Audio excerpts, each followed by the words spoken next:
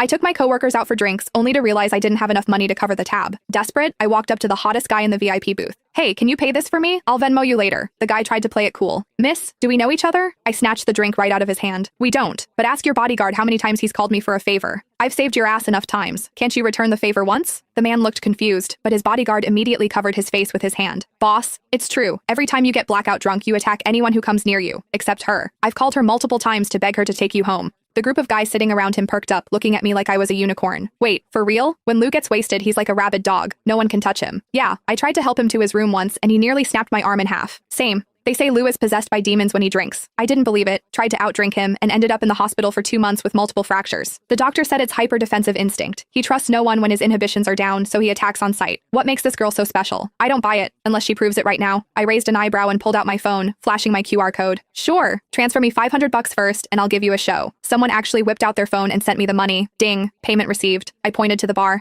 I'm gonna go pay my tab, get him wasted, then come find me. The whole booth started cheering and jeering. Only the man in the center, Luke Vance, narrowed his eyes at me dangerously. I wasn't scared. I've seen him hugging a toilet bowl. I have photos. Look at him now, sitting there like a king in his VIP booth, all elegant and refined. A total fraud. I'd already seen him at his worst. I paid the bill and sent my coworkers home. Then I walked back to the booth. Hey, I took the 500. I had to deliver the show. Luke's friends were trying their hardest to pour drinks down his throat, but Luke wasn't having it. He grabbed my wrist, dragged me out of the club, and shoved me into his Maybach. Slam. The door shut so hard the car shook. Like a shaken soda bottle finally popping its cap. I rubbed my nose. Hey, it's not my fault you only trust me when you're drunk. It's annoying for me too, you know? It all started 6 months ago. I was leaving work late when I saw a guy sprawled out in the middle of the street using a city bike as a blanket. It was hilarious. Being terminally online, I had to take a video. But when I got closer, damn, what a face. Too bad he was wasted, reeking of alcohol. He was muttering about being thirsty. I took out my water bottle and poured him a cup. He was surprisingly obedient, gulping it down. I tried to wake him up. Hey, you can't sleep on the street. Where's your phone? I'll call your friends. He ignored me, snoozing away on the asphalt. I had no choice but to pat him down.